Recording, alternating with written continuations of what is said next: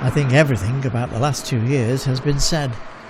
The world has had one of the most frightening couple of years in its recent history. Burnley's fight against COVID-19 was a strong one, and by May this year the country was beginning to see the light at the end of the tunnel.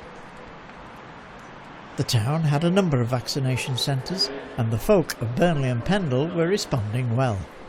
Gordon and Kathleen Birtwistle have always been in the front line when it comes to the needs of our town, Burnley, and the COVID pandemic was no exception. It was at St Peter's Medical Centre, one of the vaccination centres, that we spoke to them about their involvement in this life-saving project.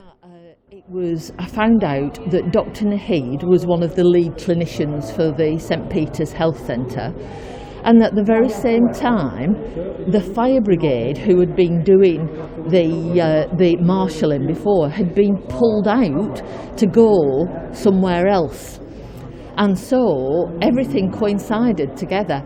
I rang Dr Naheed just as Dr Naheed was needing some extra marshals, and so she said to me, meet me down at St Peter's.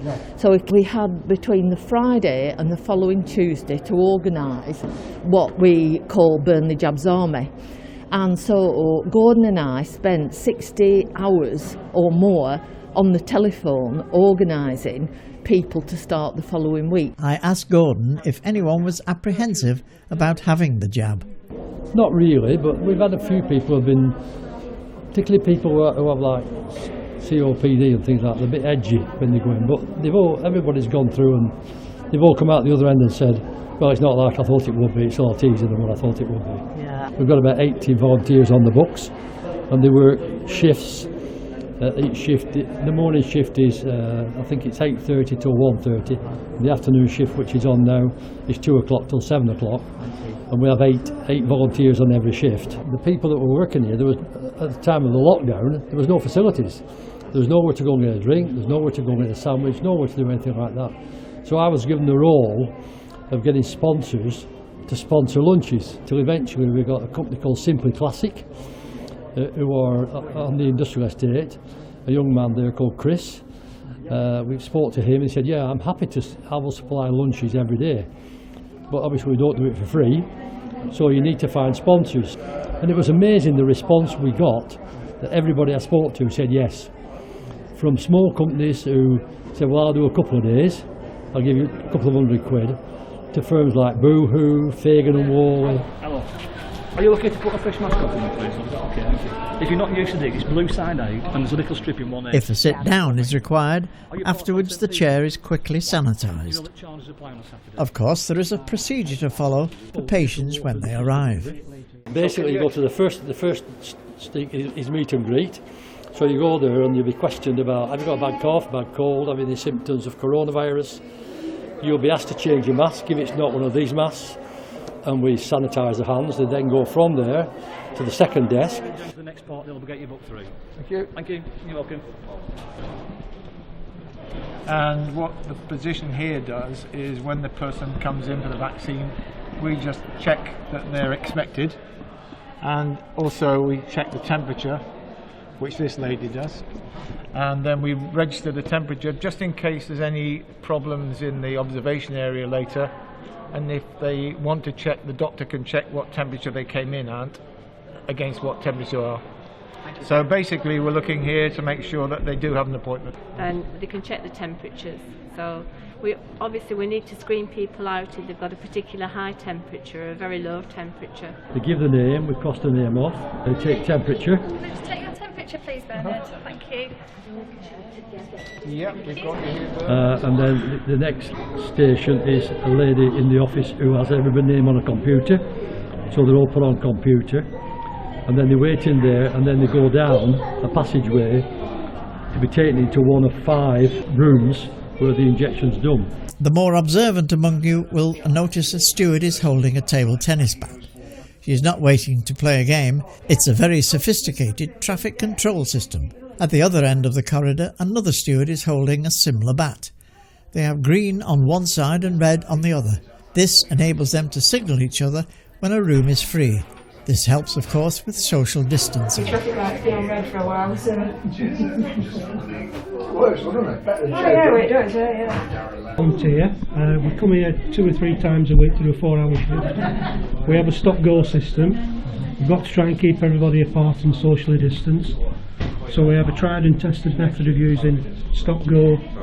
We've got six clinics that we use, and we just keep a steady flow. You have a waiting room for people who've got to wait 15 minutes. That's for the Pfizer vaccine. The AstraZeneca you can go straight away, unless you're driving. Then you've got to wait 15 minutes if you're driving. Okay. Ah, there we go. Hello, this way, my name's Tracy, I'm one of the vaccinators. Do you want to come in here? Do you want to take a seat, Bernard? Just here.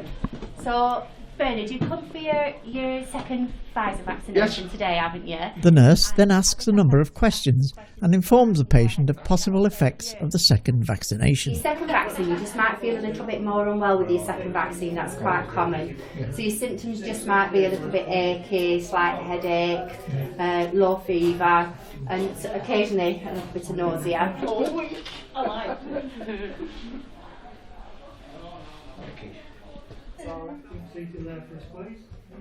Now, so relax, that's it. I'm just about to give it now. Okay. There you go. Thank you. It's going to take about 2 weeks for that to be fully effective. At the moment you should have about 60 to 70% protection with your first vaccine. In about 2 weeks' time your uptake of that vaccine should be in full effect and you should have about 90 to 95% protection.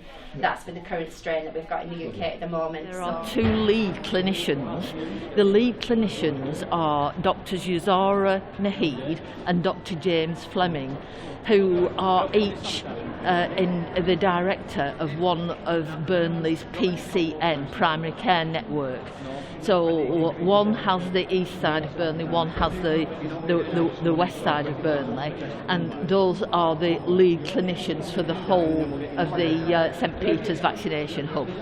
In November there was a national mandate basically for all the primary care networks to come together and open up the vaccination sites so that we could vaccinate our vulnerable communities, basically the top priority groups with more complex problems, and then they might be complicated, so they wanted to make sure that they had the medical support, and we set up the site in St Peter's alongside my colleague Dr Fleming, who is the clinical director for Burnley West. So a few months ago, let me go back a bit further, we have 2 clinical directors of general practice in Burnley. There's me and there's Dr Yaz Naheed. And as we went into the COVID pandemic, we were both asked to set up a COVID vaccine site in Burnley, and this was the most suitable one because of various facilities that it's got. So just as a process of organisation, we put it together, and we set up fridges, and we got a rota together, and we've currently got about 200 plus staff from Burnley General Practice who've worked down here, and we're doing it on a rolling rota. So at any one time, every practice in Burnley is missing a few staff because they're down here vaccinating. And we've also got 55 volunteers, and there's usually about 10 on a shift. So it's a huge undertaking, and we've vaccinated tens of thousands of people in Burnley now. I think COVID has touched every one of us personally and professionally. I know of many close colleagues who have been infected. One of my close colleagues who I trained with many years ago was called Dr. Saud Al-Dabaisi, who passed away. He worked in Bury last year. Despite that, we've had many members of the local community who have suffered and obviously been affected and impacted by the COVID. Some of them unfortunately didn't manage to recover, and others have recovered but haven't got to that normal state of what they were like before getting the infection. There's very few people that have refused. There's been a lot of questions, but I think we've all had a lot of questions because it's all very new. And we've been doing the Pfizer and also the AstraZeneca vaccine. We've not done the Moderna yet. And we're currently doing second doses, so we're coming to the end of our programme because we're only supposed to be doing the over 50s with other health conditions. So hopefully now Bernard is protected from COVID-19. Thank you. At the time of filming at the beginning of May, we were hopeful that we would soon all be back to normal. And of course that is all down to our wonderful NHS doctors, nurses, key workers and the many volunteers that have been involved in fighting this deadly disease.